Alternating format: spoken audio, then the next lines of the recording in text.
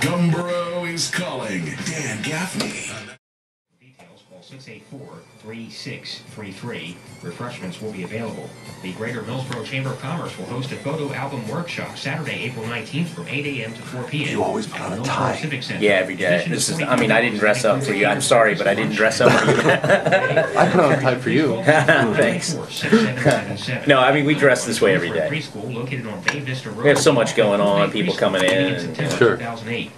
I wish I could wear sweatpants.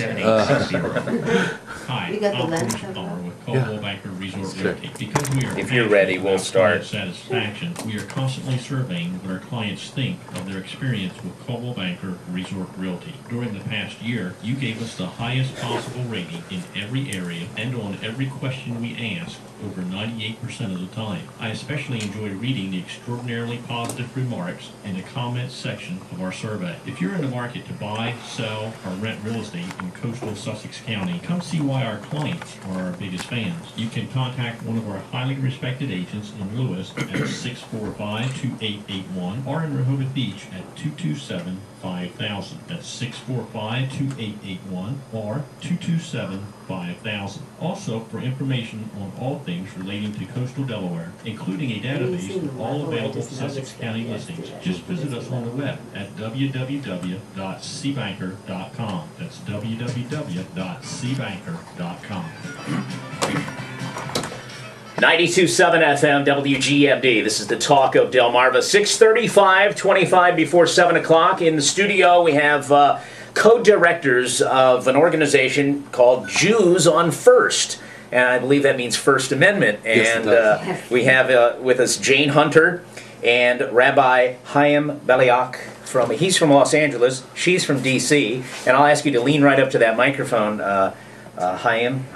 Good morning. How are you? I am fine. How are you? Very well. Very well. Nice to be here. Good to be here. Now, you guys wanted to interview me as Right. a part of Yes. So I thought we'll just do it on the radio. You know, one of the things I'm always uncomfortable with when people want to interview me about issues in the community is, first of all, they think, many people, I'm not saying you do, but many people have the perception that talk radio hosts speak for their audience, and it's really not that way.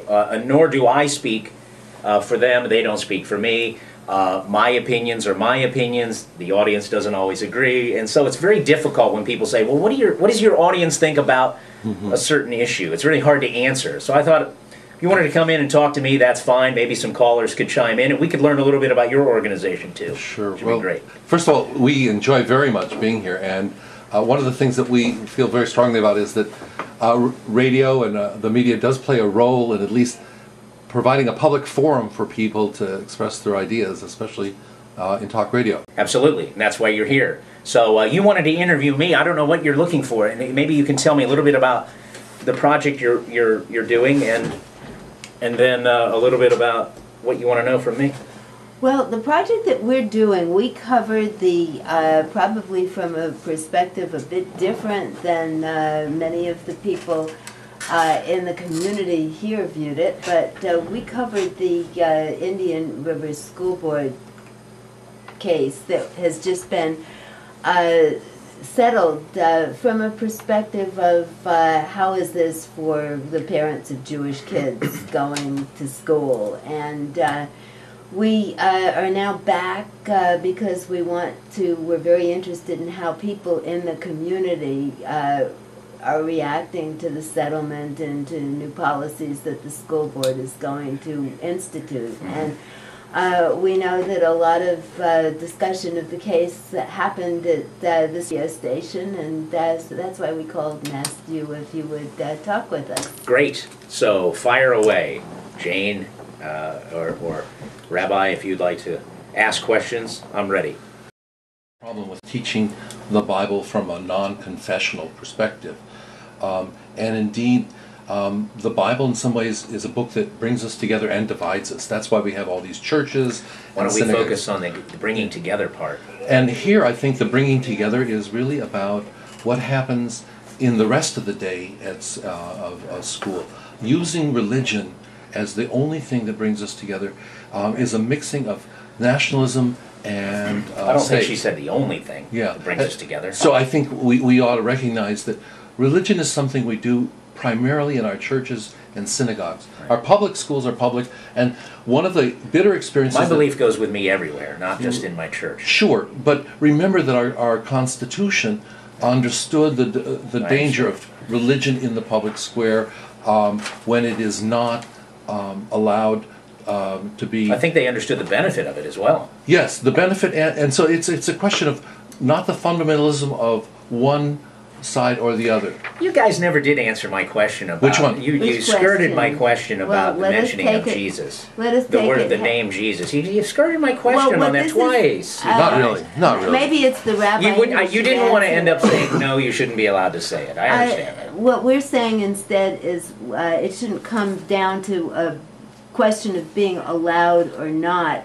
I think it would be greatly appreciated by Jews and others if Christians would understand that particular phrase says to us that we are essentially denying your belief set.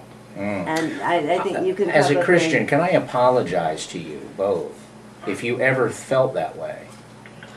Because for you to feel excluded or harmed by mentioning the name Jesus would never be in my particular mindset.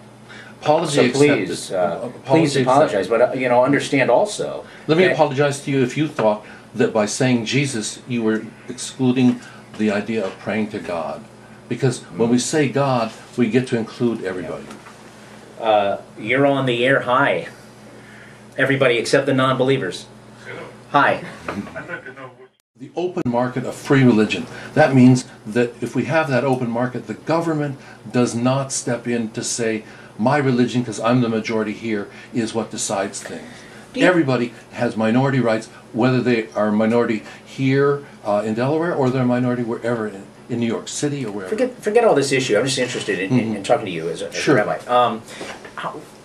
Personal stuff. What do you personally think when someone... a Christian may witness to you about their Christianity? Has that ever happened to you? Oh, sure, yeah.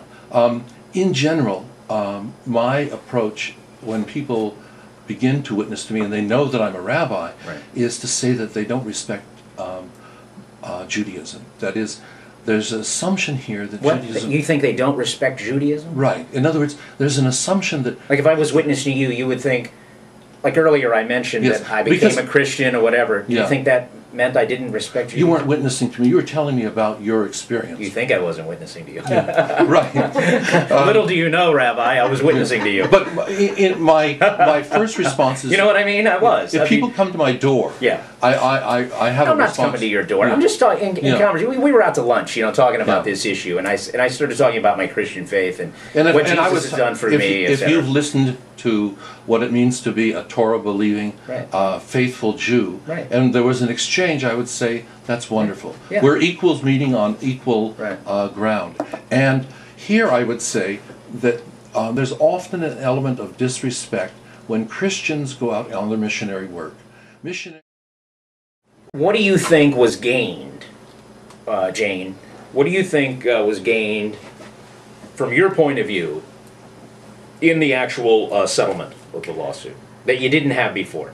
I think that the most important thing, leaving aside the families and their individual struggles, which is one thing that was obviously a good thing to have settled, the fact that although I don't think it settled it. They're still having struggles. Well, but anyway, go ahead. Jewish people in this district, Muslim people in this district, Hindu people in this district now can send their children to school knowing that there is a new level of appreciation for what it feels to be an excluded minority, and knowing that the school is there to include your child as one of the children in the district schools, not as a singled out minority. That's in terms a very of specific, important thing. in terms of